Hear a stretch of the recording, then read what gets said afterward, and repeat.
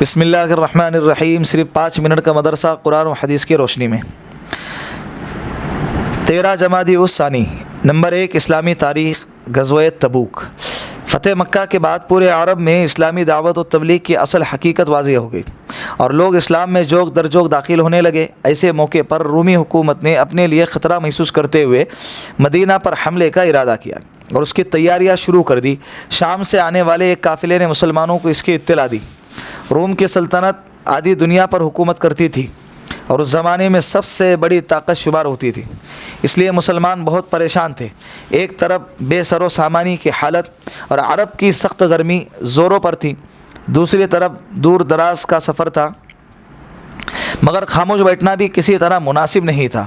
چنانچہ رسول اللہ صلی اللہ علیہ وسلم نے جنگ کی تیاری کا اعلان کر دیا اور ماہ رجب سن ہجری 9 میں 30,000 کے لشکر کو لے کر آپ صلی اللہ علیہ وسلم تبوک کے لیے روانہ ہوئے. مسلمانوں کے اس دلیرانہ اقدام کی وجہ سے رومیوں پر بڑا اثر ہوا اور انہوں نے حملہ کرنے کا ارادہ چھوڑ دیا اور بہت سارے قبیلے کے سرداروں نے صلح کر لی. یہاں 1 مہینے قیام کرنے کے بعد رسول اللہ صلی اللہ علیہ وسلم بغیر جنگ کیے فتح مندی کے ساتھ مدینہ واپس ہو گئے. یہ آپ صلی اللہ علیہ وسلم کی زندگی کا آخری غزوہ تھا. نمبر 2 اللہ کی قدرت. منہ میں رطوبت یعنی تھوک. اللہ رب العزت نے منہ میں تری کو پوشیدہ رکھا ہے. گیلے پن کو کھانا منہ میں رکھ کر چباتے وقت تری پیدا ہوتی ہے اور کھانے کے ساتھ مل کر اس کے ہضم ہونے میں مدد کرتی ہے. عام حالات میں تری ہلکی رہتی ہے جس سے حلق تر رہے اور سوکھنے نہ پائے، ورنہ آدمی بات ہی نہ کر سکے. اگر تری بالکل نہ رہے اور منہ ایک دم سوکھا رہے تو دم گھٹنے لگے اور انسان زندہ نہ رہ سکے. اور اگر تری کھانے کے علاوہ بھی منہ میں پیدا ہوتی رہے تو بات کرنے میں دشواری ہو اور منہ کھولنا مشکل ہو جائے.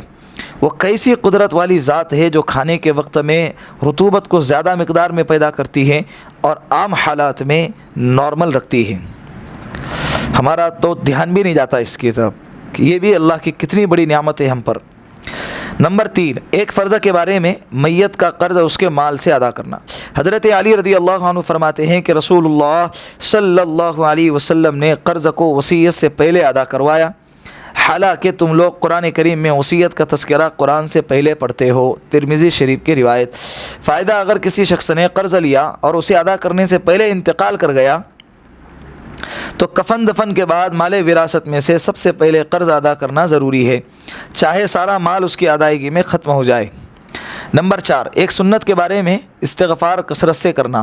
حضرت ابو ہریرہ رضی اللہ عنہ فرماتے ہیں کہ میں نے رسول اللہ صلی اللہ علیہ وسلم کو فرماتے ہوئے سنا کہ اللہ کی قسم میں دن میں 70 سے زیادہ مرتبہ اللہ سے توبہ و استغفار کرتا ہوں. بخاری شریف کی روایت. اللہ کے رسول فرما رہے ہیں کہ میں دن میں 70 سے زائد مرتبہ اللہ سے مغفرت طلب کرتا ہوں. ہم تو رات دن گناہوں میں ڈوبے ہوئے ہیں.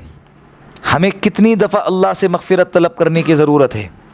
جس شخصیت جس ذات کی پوری زندگی میں ایک بھی غلطی سرزد نہ ہوئی ہو، ایک گناہ بھی نہ ہوا ہو، وہ دن میں 70 دفعہ اللہ سے استغفار کر رہا ہے اور ہماری ایک لمحہ بھی ہم اللہ کی نافرمانی کے بغیر چوکتے نہیں ہیں. رات دن صبح شام اعلانیہ خفیہ ساری زندگی ہماری گناہ میں ڈوبی ہے، تو ہم کو کتنا اللہ کے سامنے مغفرت طلب کرنے کی ضرورت ہے. نمبر 5 ایک اہم عمل کی فضیلت. اپنے اخلاق درست کرنا. رسول اللہ صلی اللہ علیہ وسلم نے ارشاد فرمایا، کامیاب ہو گیا وہ آدمی جس نے اپنے دل کو ایمان کے لیے فارغ کر دیا اور اسے صحیح سالم رکھا اور اپنی زبان کو سچا بنایا، اپنے نفس کو نفس مطمئنہ اور اخلاق کو درست بنایا اور کانوں کو حق بات سننے کا اور آنکھوں کو اچھی چیزوں کو دیکھنے کا عادی بنایا. مسند احمد. نمبر 6 ایک گناہ کے بارے میں کسی کے سطر کو دیکھنا. رسول اللہ صلی اللہ علیہ وسلم نے ارشاد فرمایا، اللہ لعنت کرتے ہیں اس شخص پر جو جان بوجھ کر کسی کے سطر کو دیکھتا ہو، اور اس پر بھی لعنت کرتے ہیں جو بلا عذر سطر دکھلاتا ہو. نمبر 7 دنیا کے بارے میں مال جمع کرنے کا نقصان. رسول اللہ صلی اللہ علیہ وسلم نے ارشاد فرمایا، تم مال و دولت جمع نہ کرو کیونکہ اس کی وجہ سے تم دنیا کی طرف مائل ہو جاؤ گے. ترمذی شریف کی روایت. نمبر 8 آخرت کے بارے میں پرہیزگاروں کی نعمت. قرآن کریم میں اللہ رب العزت فرماتا ہے قیامت کے دن پرہیزگار لوگ جنت کے سایوں میں اور چشموں میں اور پسندیدہ میووں کے بیچ میں ہوں گے، اور ان سے کہا جائے گا اپنے نیک اعمال کے بدلے میں خوب مزے سے کھاؤ پیو، ہم نیک لوگوں کو ایسا ہی بدلہ دیا کرتے ہیں۔ اس دن جھٹلانے والوں کے لیے بڑی خرابی ہوں گی۔ سورہ مرسلات۔ نمبر 9، طب نبوی سے علاج، مسواک کے فوائد۔ رسول اللہ صلی اللہ علیہ وسلم نے ارشاد فرمایا مسواک منہ کی صفائی اور خدا کی رضامندی کا ذریعہ ہے۔ خلاصہ، علامہ ابن قیم جوزی رحمۃ اللہ علیہ مسواک کے فوائد میں لکھتے ہیں کہ یہ دانتوں میں چمک، مسوڑوں میں مضبوطی پیدا کرتی ہے، اس سے منہ کی بدبو ختم ہو جاتی ہے اور دماغ پاک صاف ہو جاتا ہے۔ یہ بلغم کو کاٹتی ہے، نگاہ کو تیز کرتی ہے اور آواز کو صاف کرتی ہے۔ طب نبوی، بہت فائدے ہیں۔ پچھلے مجلس میں الحمدللہ مسواک کے تعلق سے آپ کے سامنے تذکرہ کیا گیا تھا، اللہ عمل کی توفیق عطا فرمائے۔ نمبر 10، قرآن کریم کی نصیحت۔ قرآن کریم میں اللہ رب العزت فرماتا ہے اے ایمان والو، اللہ کا خوب ذکر کیا کرو اور صبح شام اس کی پاکی بیان کیا کرو۔ سورہ احزاب۔ اللہ رب العزت ان باتوں پر ہم سب کو عمل کرنے کی توفیق عطا فرمائے۔